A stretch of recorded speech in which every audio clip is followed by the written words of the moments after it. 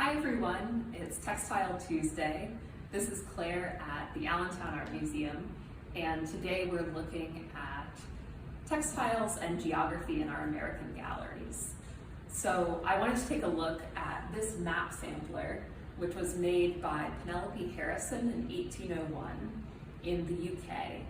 And hundreds of these were actually made between the 1770s and 1840s. They were really popular as an assignment at girls' schools for middle and upper class young women.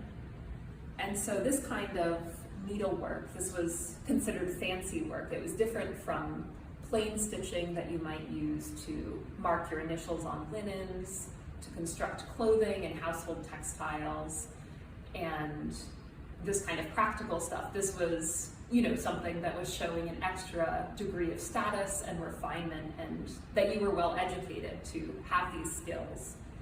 And, a lot of times from a contemporary perspective, we might think of, girls had to do needlework at school and they were doing this instead of learning academic subjects. And it's actually more complicated than that. Girls' samplers really served as a teaching tool and also a tool for literacy. And in the case of these map samplers, they also taught geography, which was a really popular subject at the time.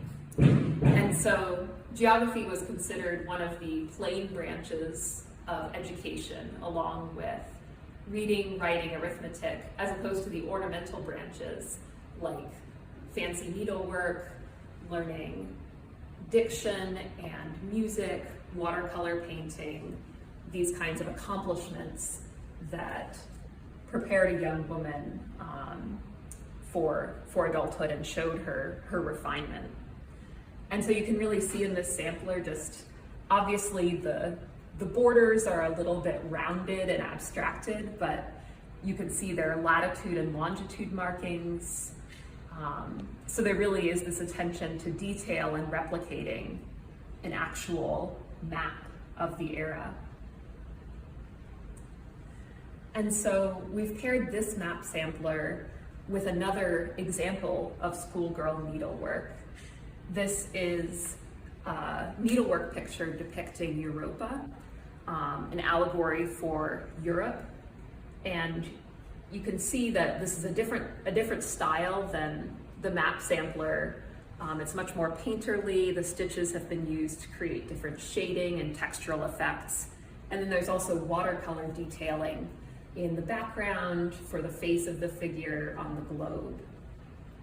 And this work speaks to the popularity of geography in schools at this time, and also thinking about, this is by an American young woman, early 1800s, thinking about ideas around trade, power, colonization, and possession and mastery, all of those really tying into the idea of knowing the world and knowing about countries and places.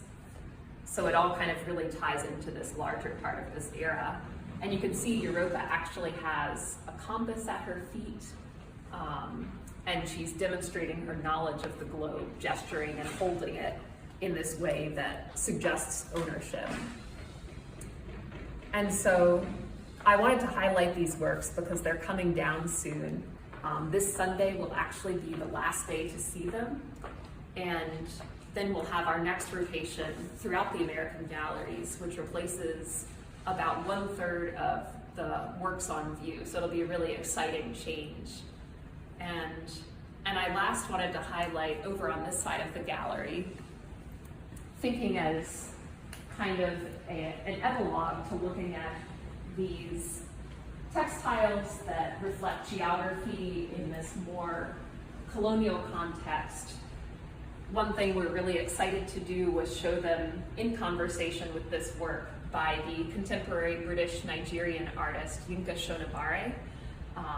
His work really deals with these themes around education and imperialism. He has this stack of books, classics in Western literature on this girl's back that she's playfully balancing. And then she has this globe for her head where the constellations mapped onto this globe are actually the names of authors from all around the world. So it's a nice counterpoint, you know, kind of showing this dialogue and reflecting on these global themes around colonization, education, and geography. So I hope you make it down to the museum soon, either to see our samplers before they come down or to see the newest rotation. And let us know if you have comments below.